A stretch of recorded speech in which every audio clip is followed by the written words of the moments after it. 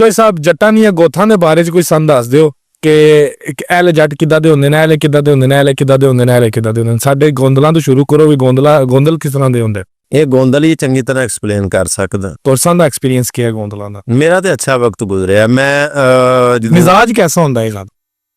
ਮਜ਼ਾਜ ਇੰਜ ਦਾ ਹੁੰਦਾ ਕਿ ਜੇ ਤੇ ਪਿਆਰ ਦੇ ਨਾਲ ਗੋਂਦਲਾਂ ਨੂੰ ਖਾਈਏ ਤੇ ਭਾਵੇਂ ਸਾਰਾ ਹੀ ਖਾਈਏ, ਤੇ ਜੇ ਇਹਨਾਂ ਨੂੰ ਕੋਈ ਬੰਦਾ ਆਖੇ ਨਾ ਵੀ ਮੈਂ ਰੋਹ ਪਾ ਕੇ ਦਬਾ ਕੇ, ਇਹ ਫਿਰ ਕਿਸੇ ਦੀ ਨਹੀਂ ਮੰਨਦੇ।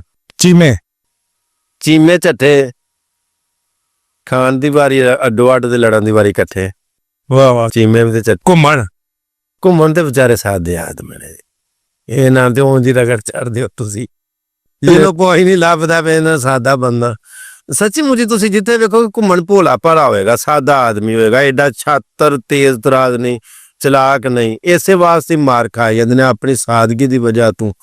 ਦੂਜੇ ਇਹਨਾਂ ਨੂੰ ਦਬਾਈ ਜਾਂਦੇ ਨੇ। ਘੁੰਮਣ ਜਿੱਥੇ ਵੀ ਹੋਏਗਾ ਸਾਦਾ ਹੋਏਗਾ, ਐਡਾ ਛਾਤਰ ਨਹੀਂ ਹੋਏਗਾ। ਢੁੱਡੀ ਜੱਟ ਸੁਣੇ ਜੇ? ਸੁਣਿਆ ਹੈ ਵੀ ਜਾਣਦਾ ਮੈਂ ਕੁਝ। ਇਹ ਦੇਖੋ ਸਾਡੇ ਇਹ ਫੈਕਟੇ ਇਹ ਫਿਰ ਇਹ ਦੱਸਦੇ ਨੇ ਅੱਛੀ ਤਰੀਕੇ ਥੋੜਾ ਦੱਸ ਥੋੜੇ ਵਿੱਚ ਬੋਲ। ਸ਼ਾਦੀ ਲੇਟ ਹੁੰਦੀ ਹੈ ਟੁੱਡੀਆਂ 'ਚ, ਮੈਂ ਤੁਹਾਨੂੰ ਦੱਸ ਦਿੰਦਾ।